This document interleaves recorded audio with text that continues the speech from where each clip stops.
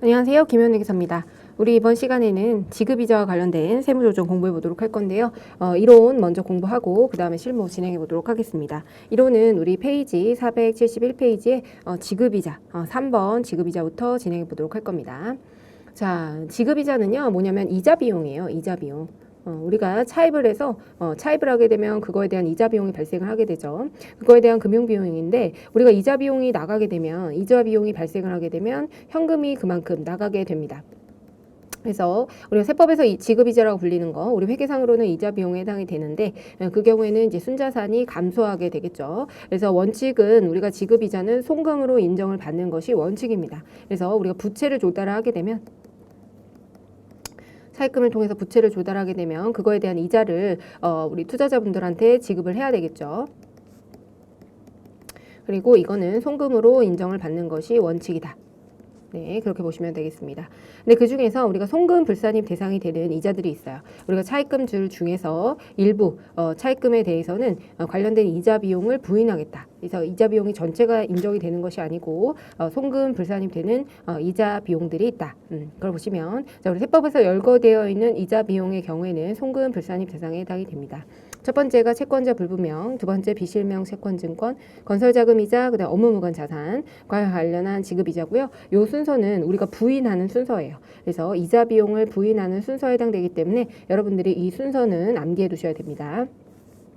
네, 그렇고요. 이 채권자 불분명 우리 사채이자와 그다음 비실명 채권증권 이자를 한번 보도록 할게요. 자, 이거는 이제 비공식 금융의 이제 양성화 이런 거. 그다음에 비실명은 실명 거래를 하지 않고 금융 우리 실명제도의 미배에 대해서 비실명으로 거래를 하는 경우 이런 것들을 이제 제재하겠다는 컨셉에서 우리 송금 불산입 해당이 되고요.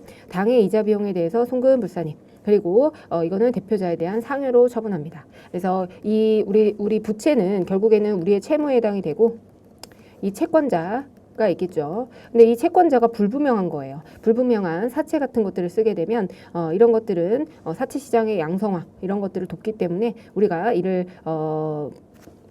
막기 위해서 이자 비용을 부인한다라고 보시면 됩니다. 그래서 채권자의 주소나 성명을 확인할 수 없는 그런 차입금이라든지 능력이나 자산 상태로 봤을 때 금전을 대여한 것으로 우리가 인정할 수 없는 차입금이라든지 그다음에 채권자의 금전거래 사실과 거래 내용이 불분명한 차입금 이런 것들을 채권자 불분명 사채 이자라고 얘기를 하게 되고요. 전액 이제 송금 불산입하게 됩니다. 관련된 이자를 전액 송금 불산입하게 되고 근데 이때 우리가 이자와 관련한 원천 징수 상당액이 발생을 해요. 그래서 우리가 전에 원천 징수 세율이 90%다 이렇게 공부한 적이 있었는데 어쨌든 대표자 상여 이자 비용들 중에서 이자 비용을 우리가 지급을 하면서 우리가 예수금으로 지급한 금액이 있겠죠. 이자 비용이 뭐 예를 들어 100원이면 현금으로는 이제 90원을 지급하고 현금으로 10원을 지급하고 90원만큼 이제 예수금으로 처리를 하게 되는데 우리가 이때 이 이자 비용 중에서 이 현금으로 지급한 10원만큼은 송금 불산입 상여에 처분되고요. 예수금의 경우에는 기타 사회 유출. 그래서 이거는 상여. 그다음에 예수금만큼은 기타 사회 유출로 처분을 한다. 요거 기억해 두시면 됩니다. 자, 그다음 비실명 채권 증권 이자의 경우에도요. 개인의 이자 소득세를 파악해서 이제 금융소득 과세 근거 자료를 확충하기 위해서 채권 등 발행법인의 채권, 증권 이자 할인액 등을 직접 지급할 때 지급 사실이 객관적으로 확인되지 않는 경우 그 경우에는 지급 이자는 송금에 산입하지 않는다. 그러니까 우리가 돈을 주는 상대방 우리는 채무예요. 어쨌든 우리는 이 차입금에 대해서 이자 비용을 지급을 하게 되고 그러면 채권자 입장에서는 이게 뭐가 되는 거죠? 이자 수익에 해당이 되는데 이게 실명으로 거래가 되지 않으면 실제로 이 소득이 귀속되는 채권자한테 세금이 과세되지 않을 수 있는 문제점이 발생하기 때문에 이렇게 하지 말라는 거예요. 이렇게 너가 이자 비용을 지급하게 되면 이 채무법인에다가 전에 송금 불산입이라고 하는 제재 규정을 줌으로써 이런 어떤 비실명 채권과의 거래, 비실명 채권으로부터의 차입 이런 것들을 방지하기 위한 제도라고 보시면 됩니다. 우리는 이제 뭐 이런 것들 판단하는 문제가 나오는 것이 아니고 채권자 불분명 그다음에 비실명 채권이다라고 채권증권 이자다라고 주게 되면 그거에 대해서 송금 불산입 하시면 되고 대표자 상여로 처분하시면 됩니다. 그리고 원천징수 상당액만큼은 기타 사유출로 나누어서 처분해야 된다는 거 기억을 해두시기 바랍니다. 그다음 건설자금 이자에 해당되는데요. 건설자금의 이자 같은 경우에는 이자를 이제 자본화하는 것이에요. 그래서 송금불산입, 즉 우리가 비용이 아니고 단기 비용 처리하는 것이 아니고 자산으로 처리를 해주기 위해서 송금불산입이 되고요. 그래서 관련된 유보로 처분을 하게 됩니다. 그래서 건설자금 이자를 보게 되면 지금 비용 처리하는 것이 아니라 자, 건물을 지어가는 그런 과정에서 이게 이제 건설 중인 자산에 해당이 되는데 건설 중인 자산에 들어가는 건설 중인 자산을 이 건설하는 데 들어가는 차입금이 있겠죠. 돈을 조달해야 되기 때문에 그때 우리가 차입을 하게 되고 관련된 이자 비용이 발생을 하게 되는데 그 금액을 어디에다 가산하는 거예요? 건설 중인 자산에다가 일단 가산을 해놨다가 이걸 비용 처리하지 않고 가산을 해놨다가 이 건설 중인 자산이 완공이 돼서 그게 사용이 되면 그때부터 우리가 감가상각을 통해서 단기 비용으로 처리를 해나가는 것이죠. 자, 그래서 지금 보시면 건설자금 이자라고 하는 거는 세법상 우리 자산에 해당되는데 우리가 장부상으로는 이자 비용으로 비용 처리를 한 거예요. 건설 중인 자산에 들어가는 이자 비용을 이렇게 현금으로 지급을 하면서 이자 비용으로 처리를 했다면 우리 세법상으로는 그거는 자산에 해당이 된다. 그래서 건설 중인 자산이다. 그래서 이거를 자산으로 처리를 해야 되기 때문에 여기 보시면 자, 이자 비용을 줄이면서 자산이 돼야 되겠죠. 그래서 이자 비용, 송금 이자 비용이 아니다. 대변에 왔기 때문에 송금 불산입, 그다음 자산이기 때문에 유보로 처분을 하게 됩니다. 네, 그래서 이때 우리가 이 이자 비용을 이제 자산으로 계상하는 거 있잖아요. 이렇게 이자 비용을 자산화하는 것을 우리가 자본화라고 하는데 자본화 차입 원가라고 하는데 이거는 준공일까지만 건설자금 이자로서 우리가 유보로 즉 자산으로 계상을 하게 되는 것입니다. 그래서 준공이 완료되고 나서는 그때부터는 각 기간에 우리가 귀속되는 부분만큼 이자 비용으로 단기 비용 처리를 하시는 거고요. 준공일까지는 우리가 자산 처리를 해놓는 것이죠. 왜냐하면 이 자산이 사용이 되지 않기 때문에 관련된 우리가 수익과 비용이 대응이 되지 않습니다. 그래서 우리가 이 건설자금 이자는 우리 회계하고 거의 따라가게 되는 거예요. 회계의 발생주의를 이제 실현하는 데 있어서 같이 맞춰준 개념이라 보시면 되는데 우리가 일반기업 회계 기준하고 법인세법은 좀 차이점이 있습니다. 예, 여기 보시면 대상자산은 법인세법은 유형자산과 무형자산에 한정해서 우리가 인정을 해주고 있습니다. 일반기업 회계 기준은 유형자산과 무형자산뿐만 아니라 상당한 건설을 하는데 상당한 기간을 필요로 하는 그런 자산들, 투자자산이나 재고자산의 일지라고 하더라도 투자부동산, 재고자산 이런 것들 일지라도 우리는 대상자산에 포함을 시킬 수 있는데 법인세법은 이 두 가지 유형자산과 무형자산만 가능하다는 거. 자, 재고자산은 우리가 왜 자본화 차입원가 필요한 경우가 있죠? 자, 건설회사 같은 경우에는 우리 재고자산이 뭐예요? 건물이죠. 근데 우리 건설회사 건물은 하루 이틀에 지어지는 것이 아니에요. 아파트 같은 것들은 아파트의 재고자산이 아파트라고 하는 재고자산은 우리가 지어지는데 한 2, 3년 걸리는 것이죠. 그렇기 때문에 우리가 일반 기업 회계 기준에서는 재고자산도 어쨌든 자본화 차입원가 과정이 필요하게 됩니다. 근데 법인세법은 유형자산과 무형자산에 대해서만 한정해서 인정을 하고 있습니다. 그리고 이제 보시면 특정 차입금하고 일반 차입금이라고 하는 게 있는데 특정 차입금은 우리가 대출을 하실 때 보시면은 여러분들 대출을 받아보셨을지 모르겠는데 대출을 받게 되면 어떤 용도인지를 적게 돼요. 그래서 일반적인 우리가 사업 운용 자금으로 쓸 목적으로 차입을 했다라고 하게 되면 이거는 일반 차입금에 해당이 되고요.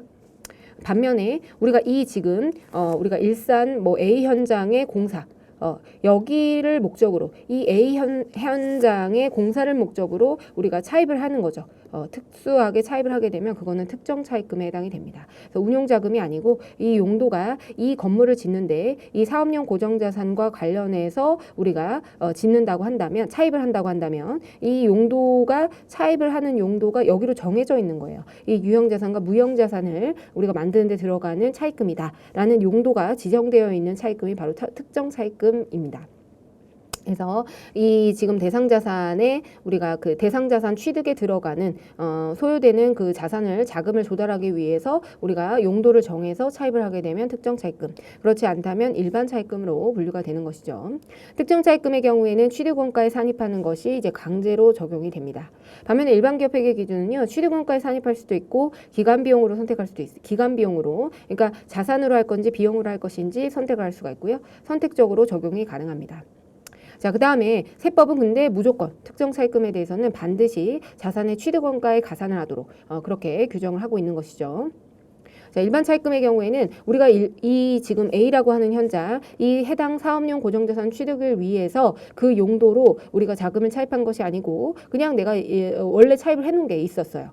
회사 어떤 뭐 운용자금이나 또는 뭐 일반적인 그런 사업 목적의 자금 대출로 인해서 뭐 코로나 대출이라든지 뭐 이런 걸로 해서 차입을 해놓은 것이 있었다면 그건 일반 차입금에 해당이 됩니다. 자, 용도가 정해져 있지 않은 차입금이 바로 일반 차입금이 되겠습니다. 그래서 이 경우에는 취득원가와 그다음에 송금산입, 즉 자산으로 할 것인지 이제 비용으로 할 것인지 이때는 선택을 할 수 있다. 그렇지만 특정 차입금의 경우에는 강제로 우리가 반드시 자산화해야 된다라는 점을 기억을 해두시기 바랍니다. 그러면 우리 지금 보시면 건설자금 이자 같은 경우에는 우리가 송금불산입 이거를 이제 이자 비용으로 처리를 했지만 특정 차입금의 경우에는 지금 여기 특정 차입금의 경우에는 취득원가에 산입을 해야 되는데 회사에서는 이자 비용으로 처리를 했고 그리고 세법상으로는 반드시 취득원가에 산입을 해야 되는 경우라면 송금불산입 유보로 처분을 하게 됩니다. 그럼 우리 3단계까지 왔어요. 그래서 이자를 자분하는 것과 관련하고요. 이건 송금불산입을 하는 것인데 그때는 그 이자를 송금불산입하는 이유가 자산으로 비용을 인정하지 않겠다는 게 아니고요. 이건 영원히 비용으로 인정을 하지 않는 것이죠. 영원히 이제 우리가 사회유출에 해당이 되기 때문에 영원히 비용으로 인정을 하지 않는 것임에도 불구하고 않는 것이고요. 건설자금 이자는 유보라고 하는 걸 통해서 자산화했다가 나중에 비용으로 처리하겠다라는 겁니다. 지금 단기 비용 처리한 것을 자산화해놨다가 나중에 비용으로 처리하겠다. 그래서 영원히 비용으로 인정받지 못하는 것이 아니고요. 언젠가는 비용으로 인정받는 것이죠. 그래서 유보로 소득 처분을 하게 됩니다. 자, 그래서 이거는 반드시 순서를 기억해 두셔야 돼요. 그래서 요 순서대로 우리가 지급이자를 송금불산입을 진행을 하게 되고요. 이거에 맞춰서 또 요게 이제 이론 문제로도 나오기 때문에 이론에서도 문제가 나오고 또 우리가 실무에서도 중요하기 때문에 여러분들 요 순서는 좀 외워놓으셔야 돼요. 채권자불분명, 비실명, 그다음 건설자금이자, 그 다음에 이제 업무무관 자산과 관련한 지급이자 세무조정을 할 수가 있습니다. 근데 일단은 요거 건설자금과 관련해서 우리가 한번 짚어보고 그 다음에 업무무관 가지급금에 대한 지급이자 조정을 한번 해보도록 하겠습니다. 그러면 자 보시면 비상각 자산의 경우에는요, 만약 비상각 자산 즉 토지에 대해서 우리가 만약 건설자금 이자와 관련한 것을 이제 비용 처리하게 되면 송금불산입 유보를 했다가 이거는 언제 처분을 할 때 관련된 유보가 추인이 되겠죠. 여러분들 좀 기억하셔야 되는 게 유보가 이제 마이너스 유보로 처분을 하거나 이게 회사의 이 유보 마이너스 유보로 그 처분시나 아니면 장부상의 순자산과 세법상의 순자산이 같아질 때 유보는 추인됩니다. 자, 처분이라는 사건도 결국에는 장부상의 순자산이 영원히 되고 세법상의 순자산도 영원히 되는 사건이기 때문에 처분 혹은 장부상의 순자산과 세법상의 순자산이 같아질 때 유보는 마이너스 유보로 처분이 되고요. 이때 처분을 했을 때 어떤 금액으로 처분했는지 처분가액에 따라서 이 유보가 달라지는 게 아니에요. 추인되는 유보가 달라지는 것이 아니라서 여러분들은 만약에 이 비상각 자산 관련해서 유보가 있었는데 만약에 처분을 했다. 그러면 전액을 그냥 추인하시면 됩니다. 마이너스 유보로 해서 전액을 추인하시면 되겠습니다. 에듀윌 유료 회원만의 남다른 서비스.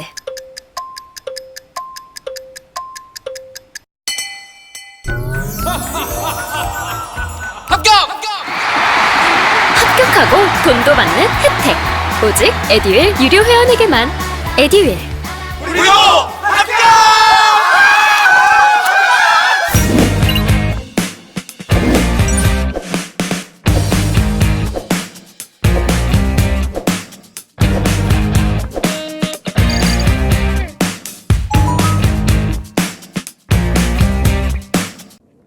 자, 그다음 상각자산의 경우에는 건물이다라고 했을 때는 이제 건설 중인 경우에는 송금불산입 유보를 했다가 이제 차기 이후에 상각을 하거나 아니면 처분을 하면서 관련된 유보가 송금으로 추인이 되겠죠.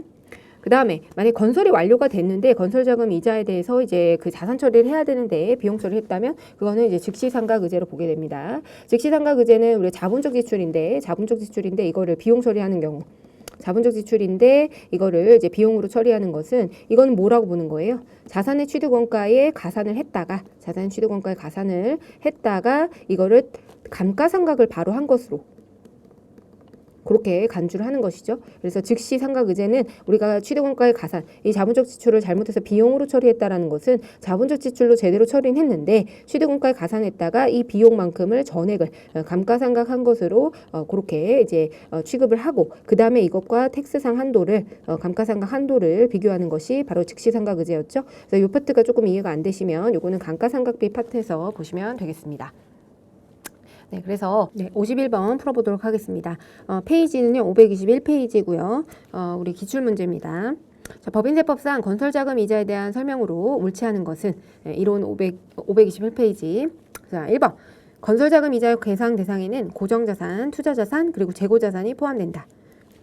자, 우리 법인세법상에서는 우리가 건설자금 이자 계산 대상이 해당되는 것은 고정자산만 해당이 되는 것이고 일반기업회계 기준은 전부 다 해당이 되지만 우리가 법인세법에서는 투자자산과 재고자산에 대해서는 건설자금 이자 계상을 부인하고 있습니다. 인정하지 않습니다.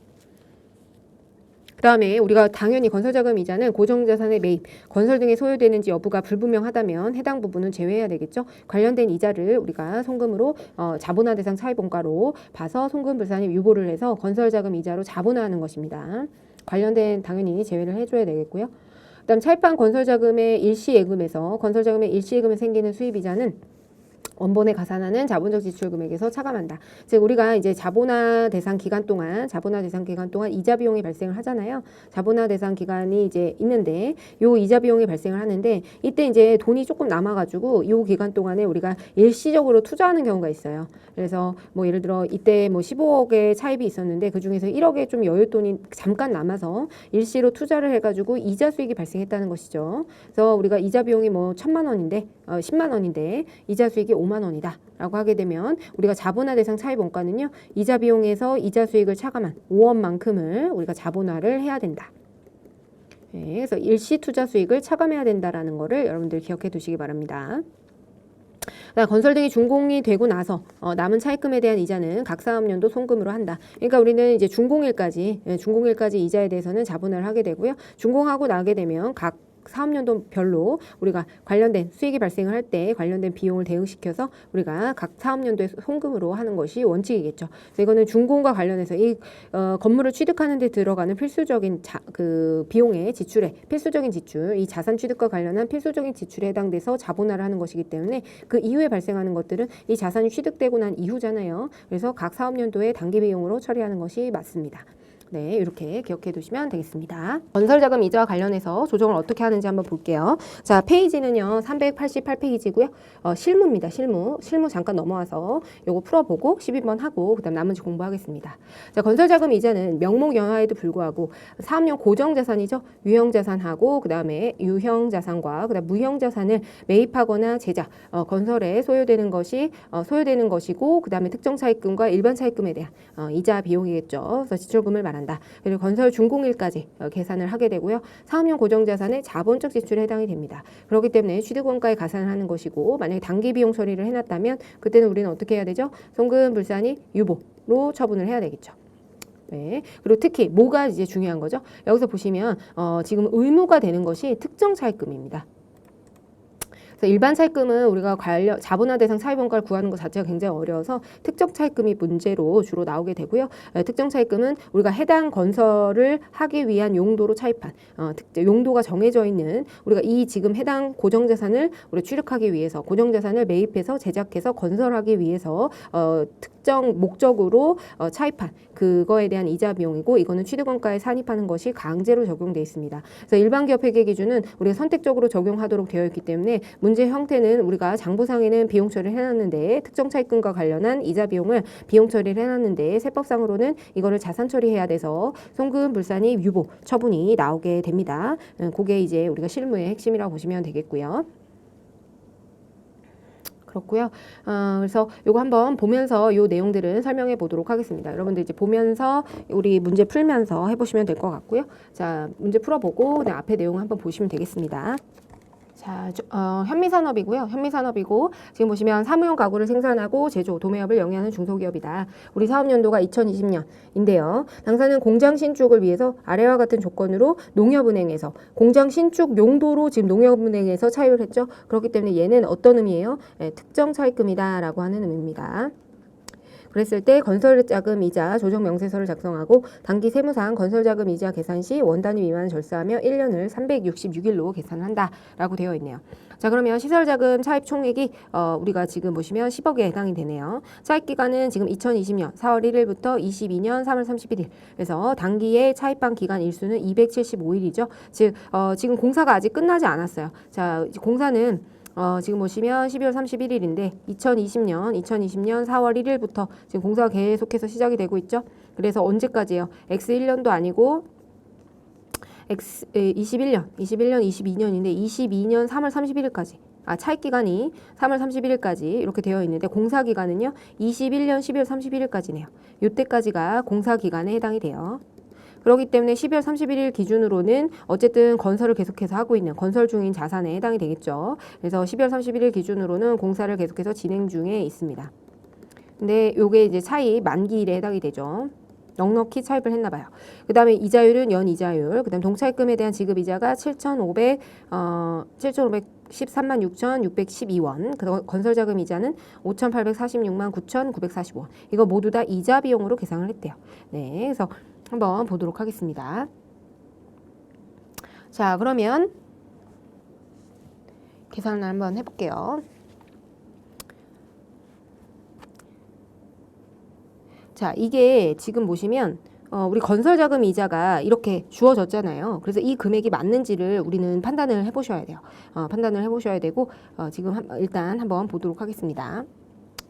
우리가 지금 총 발생한 지급 이자하고 이게 문제가 뭐냐면은 우리는 4월 1일부터 차입을 했잖아요. 근데 이제 공사 기간만 자본화 대상 차입 원가에 해당이 되는 것이거든요. 그래서 지금 보시면 6월 1일부터 12월 31일까지 요 기간에 대해서만 우리가 자본화 대상 기간에 해당이 되는 거예요. 공사 기간이 6월 1일부터네요. 지금 보시면 차입 기간이 4월 1일부터 22년까지인데 우리 공사 기간은 6월 1일이기 때문에 6월 1일부터 12월 31일까지의 기간에 발생한 이자 비용만 우리가 자본화 대상 차입 원가에 해당이 됩니다. 자본화 대상 차입 원가는요.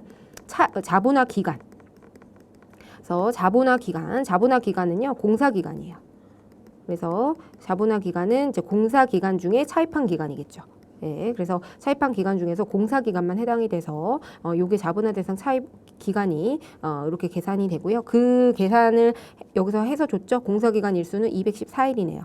그러면 이자 비용은 요걸로 발생을 한 것이고 그 다음에 이자 비용은 이제 차입한 일수만큼 275일만큼 그래서 그렇게 발생을 했고 공사 기간은 214일이니까 자본화 대상 차입 원가는 5,800이 된다 이렇게 나오게 되는 것이거든요. 자, 그래서 보시면요 현미산업이고요. 법인 조정에 가시면 건설자금이자 조정명세서 입력을 하시면 됩니다. 자, 그럼 건설은 우리가 공장에 이제 건설하게 되는 것이고요. 그다음에 대출은행은 농협은행입니다. 농협은행이고 지금 보시면 차입일이 2020년 4월 1일. 그다음에 차입 금액은 지금 10억이죠. 자, 이자율의 경우에는요. 이자율은 10%라고 나와 있습니다. 10%. 자, 10%고요. 자, 지급이자는 우리가 총 지급한 지급이자입니다. 그래서 7,501,36612 이렇게 75136,612. 그래서 이자 비용으로 건설자금 이자는 5,800. 이 중에서 자, 준공일을 일단 적어볼게요. 자, 준공일은 우리가 지금 도래하지 않았죠. 2021년 12월 31일이 우리 준공일에 해당이 됩니다. 공사기간, 공사가 완료되는 기간이 바로 준공일에 해당이 됩니다. 공사 완료일. 건물이 지어진 날. 이렇게 이제 기재를 해주게 되고요. 그럼 대상 일수는 얼마라고 줬죠? 214일이네요. 214일. 네, 그리고 지금 대상 금액, 건설이자 대상이 되는 금액은 지금 5,800, 5846,945. 이만큼을 우리가 이자 비용으로 처리하면 안 되는데 지금 7,500 중에서 건설 자금 대상. 그러니까 지금 보시면 우리가 차입한 기간은요. 차입 기간이 2020년 4월 1일부터 2020년 4월 1일부터 2022년 3월 31일까지죠. 그런데 우리는 2020년 6월 1일부터 그 다음에 2021년 12월 31일까지 요때가 우리가 지금 공사 기간에 해당이 되는 것이죠. 그래서 요게 이제 자본화 대상 기간에 해당이 됩니다. 근데 올해만 봤을 때 지금 12월 31일 기준으로 해서 전체 기간에 대한 이자. 자, 전체 기간에 대한 이자를 한번 구해 볼게요. 그러면 지금 10억이죠. 전체 기간에 대한 이자는요.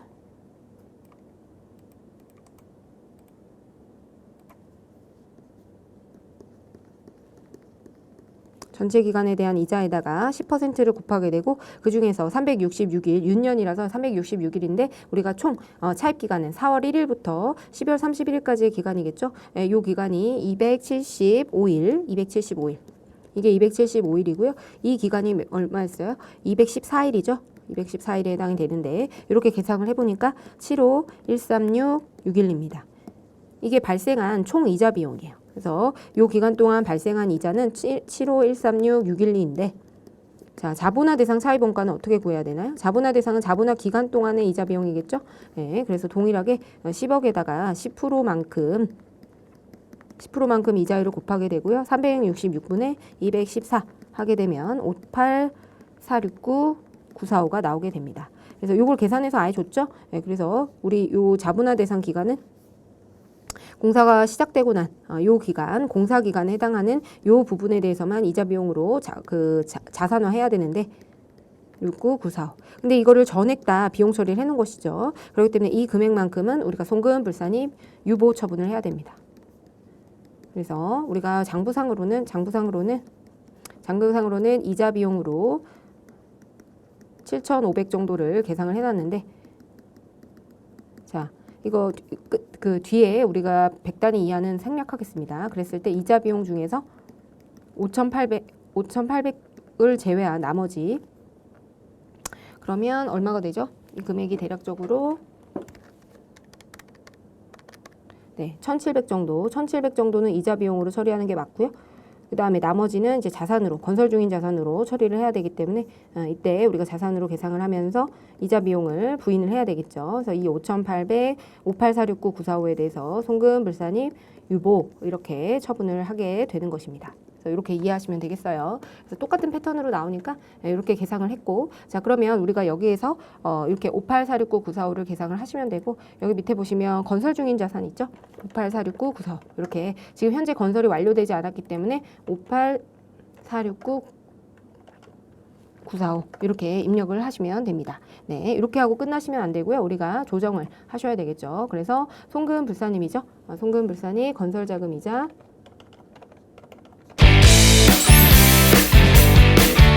세 개요? 완전 초보였죠. 그것도 생초보. 퇴근하고 에듀윌 강의 들으면서 한 2달 정도 공부했던 것 같아요. 그래서 제가 세운 목표는 강의를 한번 다 듣고 기본기를 만든 후에 기출문제를 풀자 이거였거든요. 강의만 들어도 그 안에 기출문제로 그날 배운 내용 적용해서 풀어보는 거라 공부하는 데 도움이 많이 됐어요. 에듀윌은 합격이다! 자, 과사 48469,945 그래서 유보가 발생되었으니까 송금 불산이 건설 자금이자 58469,945 유보 발생 이렇게 하시면 됩니다. 네, 됐고요. 그 다음 볼게요. 이거는 뭐 자동으로 계산하는 것이 아니고 우리가 이렇게 계산을 해주셔야 돼요. 해주셔야 되니까 이것만 염두해 주시면 될 것 같고요. 자, 한번 다음 문제도 풀어보겠습니다. 자, 아름상사는요, 사무용 가구를 제조, 도매업을 하는 중소기업에 해당되고요. 하주 공장 신축을 하고 있대요. 아래와 같이 봉은행에서 시설 자금으로 차입했다. 특정 차입금에 해당이 된다라는 겁니다. 이 공장을 신축할 목적으로 우리가 차입을 했기 때문에 우리가 특정 차입금에 해당이 되는데 지금 보시면 기 입력된 자료를 활용하고 건설자금 이자와 조정명세서를 작성해서 세무조정을 해달라 이렇게 되어 있네요. 자 그러면 지금 보시면요. 우리가 이제 그 지급이자하고 이자 비용과 그 다음에 우리가 건설자금 이자로 자본화 해야 되는 이자 비용을 구해 주셔야 되는데요. 지금 보시면 시설자금 차입 총액이 이제 15억이 되네요. 그래서 이 중에서 12억을 공장 신축을 위해서 사용했다라고 하니까 우리가 특정 차입금의 경우에는 얼마가 되겠죠? 12억이 우리가 특정 차입금에 해당이 된다. 라고 보시면 됩니다. 15억 중에서 12억이 특정 차입금에 해당이 되고요.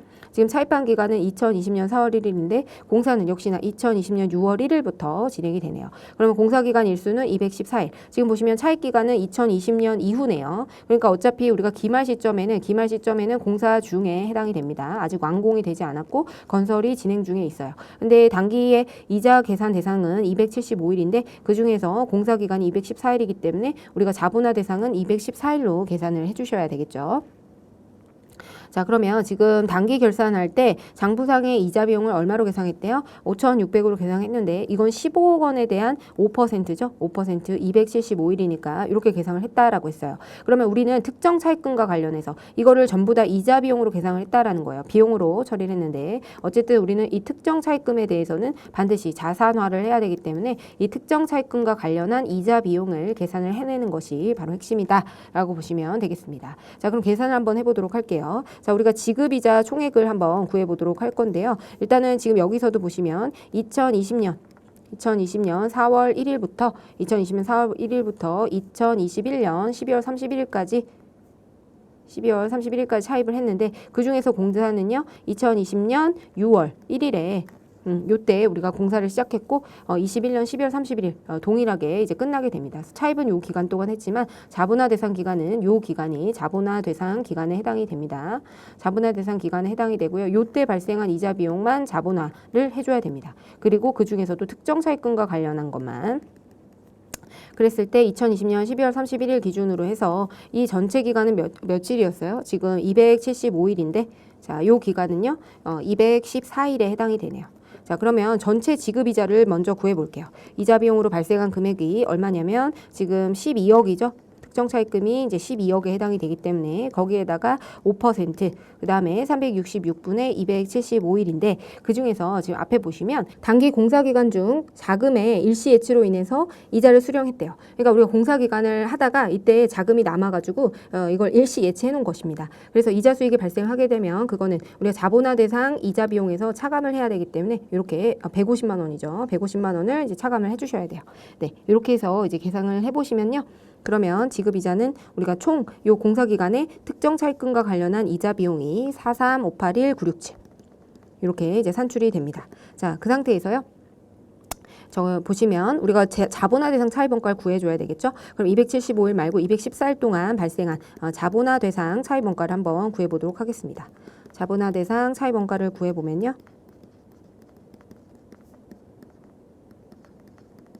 자, 12억에 5%고요. 그 다음에 366일 중에 214일에 해당이 되고 여기에서 150만 원을 동일하게 차감을 해주셔야 되겠죠. 자, 이렇게 되면 자본화 대상 차입원가는 33581,967 즉, 이 지급이자 중에서 요때 발생한 전체 이자 비용 중에서 어떤 거를 우리가 송금불산입해야 되는 거예요? 3,300만. 네, 그래서 전체는 이제 4,300이 발생했는데 그 중에서 3,300만큼은 우리가 자본화 대상 차입원가에 해당이 됩니다. 자, 그러면 요거를 입력을 해보도록 하겠습니다. 자, 지금 보시면 아름상사죠? 아름상사로 가볼게요.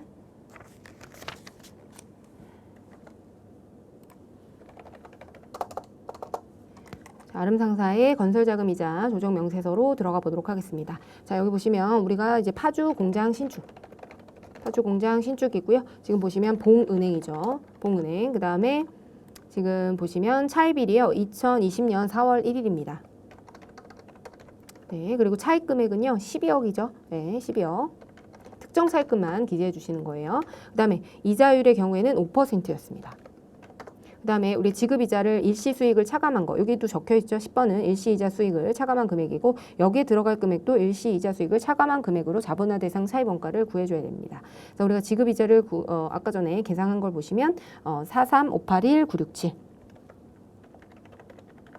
그다음에 준공 예정일은요. 준공 예정일 관리해주기 위해서 이제 기재를 하는데 2021년 12월 31일이 되겠죠. 그래서 그거를 12월 31일 이렇게 적어주시면 되겠고요. 그다음에 우리가 당해년도 공사 일수는 214일에 해당이 되죠. 그래서 214일. 그다음에 건설자금 이자의 경우에는 지금 33581,967이 자본화 대상 차입원가에 해당이 됩니다. 그래서 33581,967 이렇게 이제 입력을 하시면 되겠고요. 지금 건설 중인 자산에 해당이 되잖아요. 33581,967 이렇게 해서 이제 입력을 하시면 되겠죠. 그래서 차감 조정액은 이렇게 밑에다 건설자금 이자 조정과 관련한 내용을 기재를 해주시면 되고 지금 보시면 아시겠지만 1번, 2번, 3번 순서대로 기재를 하게 됩니다.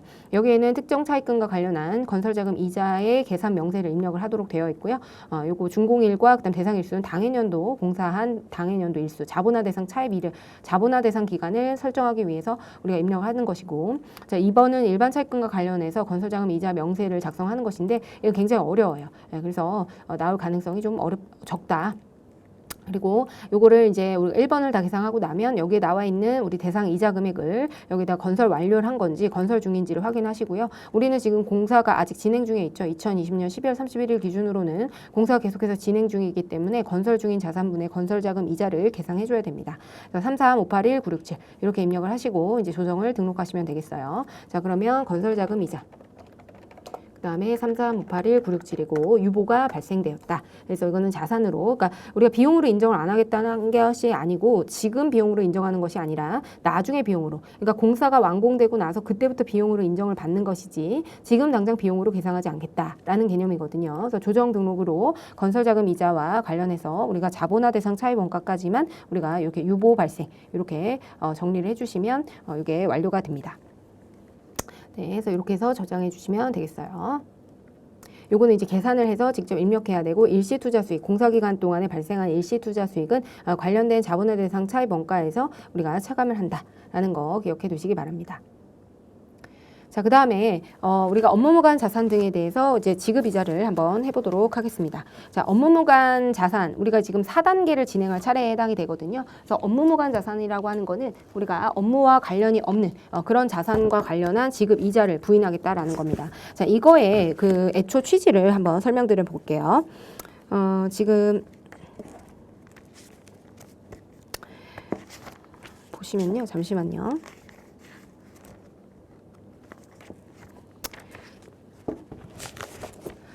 자, 업무무관 자산에 대해서 지급이자를 이제 우리가 송금불산입 하게 되는데 지금 보시면 이건 어떤 거냐면요. 여러분들 우리가 장부상에 차입을 해오는데 이 차입을 해오는 이유가 우리가 차입을 해오는 이유가 이 자산을 사업과 관련해서 사용을 하기 위해서 차입을 해오는 경우라면 그것은 우리 차입금에서 발생하는 이자 비용을 인정을 해주는 것이 맞겠죠. 인정을 해주는 것이 맞겠습니다. 그런데 이 차입을 해와서 사업과 관련해서 쓰라고 했는데 사업과 무관한 업무 무관한 자산을 취득하거나 업무 무관 자산, 이 차입금을 빌려와가지고 누군가에게 대여를 해주는 가지급금, 대여금이나 쓸데없이 차입을 해와가지고 이자 비용으로 인정을 받으면서 이걸 업무와 무관한 자산을 취득하는데 이 차입금을 조달한 자금을 쓰게 되면 그거와 관련한 이자 비용을 전액 인정을 해줄 수 없다는 것이죠. 즉 이 차입을 해왔을 때 이거와 관련된 이자 비용이 발생하게 되고 이때 이자 비용은 사업과 관련된 부분에 대해서만 인정을 해주고 사업과 무관한 이 차입금을 조달해서 업무와 무관한 자산을 취득하는 데 들어간 이자 비용의 경우에는 송금불산입하겠다는 겁니다. 네, 그런 취지라는 거를 여러분들 기억을 해 놓으셔야 돼요. 그래서 지금 보시면 지급이자 중에서 총 차입금 적수분의 업무무관 자산 적수, 업무무관 가지금 적수. 그러니까 업무무관 자산과 업무무관 가지급금 얘네들의 적수를 더해서 이게 어쨌든 업무무관 자산이죠. 차입금을 조달해서 얘는 업무무관 자산, 뭐 선박을 취득한다든가 비행기를 취득한다든가 혹은 업무무관 가지급금은 내가 차입금을 조달해가지고 누굴 빌려준 거예요? 엉뚱한 주주를 빌려준 경우에 해당이 되는 것이죠. 그랬을 때는 이런 업무무관 지급에 업무무관 자산 취득과 관련한 그 금액은 이자 비용에서 부인하겠다. 그래서 총 차입금 중에서 이걸 업무와 무관하게 사용한 자산에 대해서는 이거는 제재를 가하기 위해서 지급이자를 송금불산입하는 것입니다.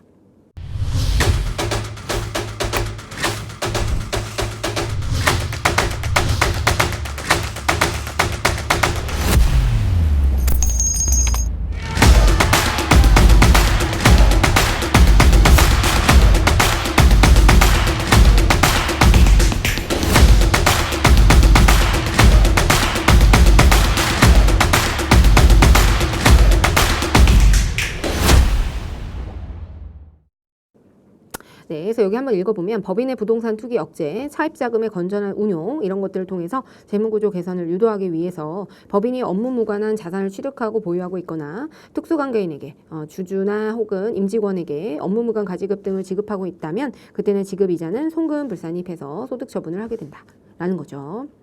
자, 그래서 전 단계에서 송금불산입 지급이자하고 차입금 적수는 차감하게 됩니다. 우리가 지금 보시면 이거는 단계별로 진행을 한다라고 말씀드렸잖아요. 여기에 포함되는 지급이자는요. 우리가 1단계, 2단계, 3단계에서 부인된 이자 비용을 제외하고 나머지 이자 비용에 대해서 우리가 부인을 하게 되는 겁니다. 그래서 우리가 지금 선순위 이자 비용이 이렇게 있는데 이자 비용에서 지금 1단계 부인됐고, 그죠? 1단계 그다음에 2단계, 3단계까지 부인이 됐잖아요. 얘네들은 이미 송금 불산입이 됐기 때문에 그 나머지 금액에 대해서 우리가 전체 차입금 중에 우리 업무무관 자산이 차지하는 비율 요걸 곱해서 우리가 이 중에 일부를 송금 불산입해서 4단계를 마무리하겠다라는 것에 해당이 되기 때문에 반드시 단계별로 진행을 해야 됩니다. 그래서 전 단계에서 송금 불산입된 지급이자와 차입금 적수를 차감한다라는 내용 기억해 두시고요. 그 다음에 지급이자 송금불산입 규정을 적용하지 않는 그런 지급이자의 범위가 있다. 어떤 것들이 있냐면 상업어음의 할인료, 여기 지급이자에 우리가 1단계, 2단계, 3단계에서 제외된 이자 비용, 요거는 이제 이자 비용 제외가 됐죠. 그 이외에 여기에 들어가는 이자 비용인데 나머지는 전부 다 우리 전체 이자 비용 중에서 1단계, 2단계, 3단계가 부인되고 난 나머지는 전부 다 여기 지급이자 업무무관 자산 등에 대한 지급이자 조정 대상에 포함이 되는 것인데 그 중에서 우리가 지급이자 송금불산입 규정을 적용하지 않는 그런 지급이자가 있는 겁니다. 즉 여기에다가 포함시키지 않는 그런 지급이자가 있다는 것이죠. 어떤 이자인지 한번 볼게요. 요거는 좀 암기해 놓으셔야 돼요. 그래야지 우리가 실무 문제하고 그다음에 이론 문제, 말 문제 푸실 수 있습니다. 자, 우리가 지급이자 송금불산입, 즉 여기에다가 포함을 시킬 것인지 이자 비용이 얼마다 이렇게 주게 되면 그 이자 비용 중에서 여기다가 넣을 것인지 말 것인지 우리가 판단을 해야 돼요. 그랬을 때 얘네들은 우리가 포함을 해서는 안 된다라는 거죠. 자, 상업어음의 할인료. 그래서 반면에 금융어음 할인료는 여기다 집어넣어야 됩니다. 그래서 상업어음 할인료 하고요. 그다음에 운용리스 조건으로 지급하는 리스료.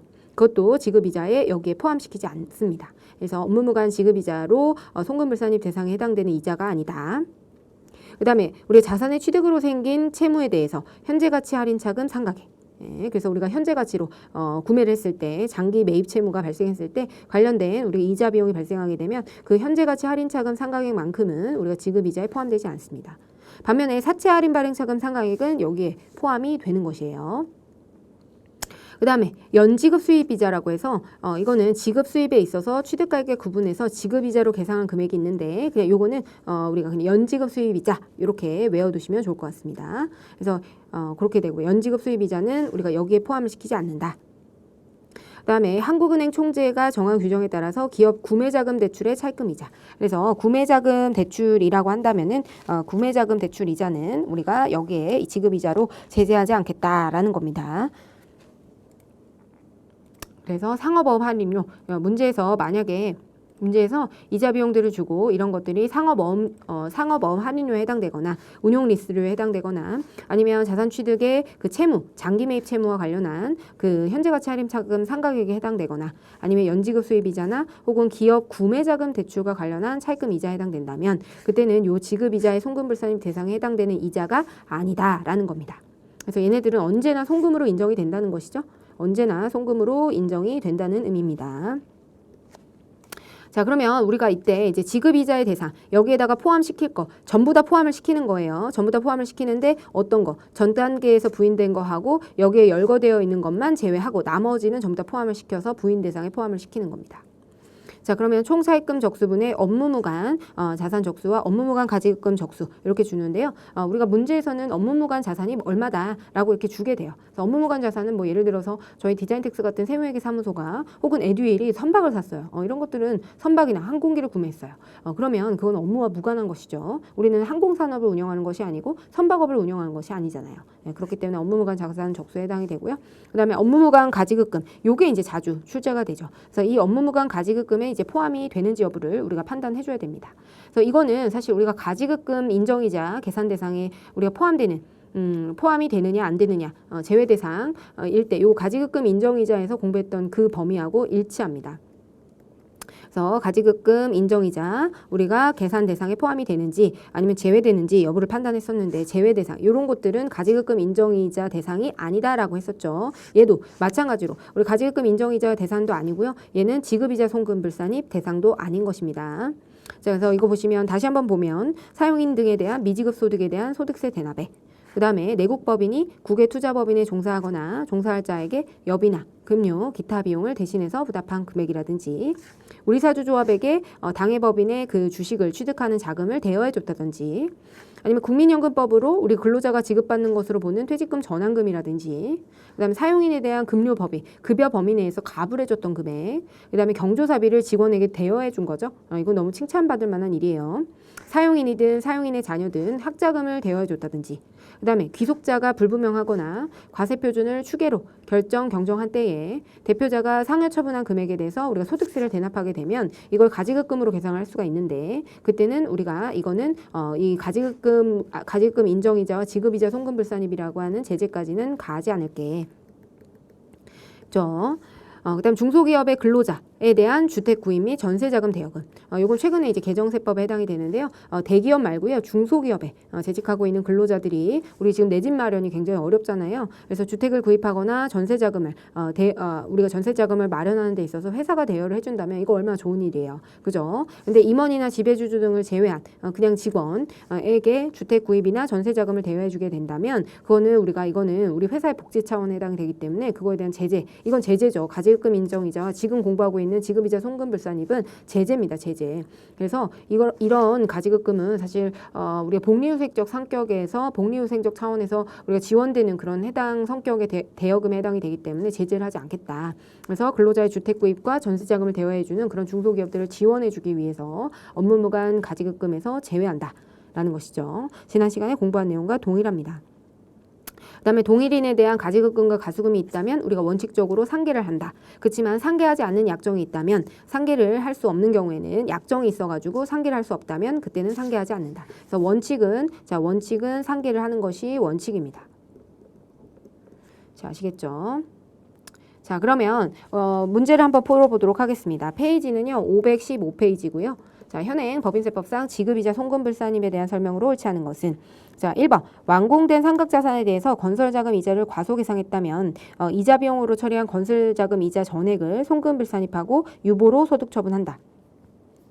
자, 완공된 상각자산이에요. 완공된 상각자산에 대해서 건설자금 이자를 과소계상했다라고 한다면 그때는 이거를 이자 비용을 뭐로 보죠?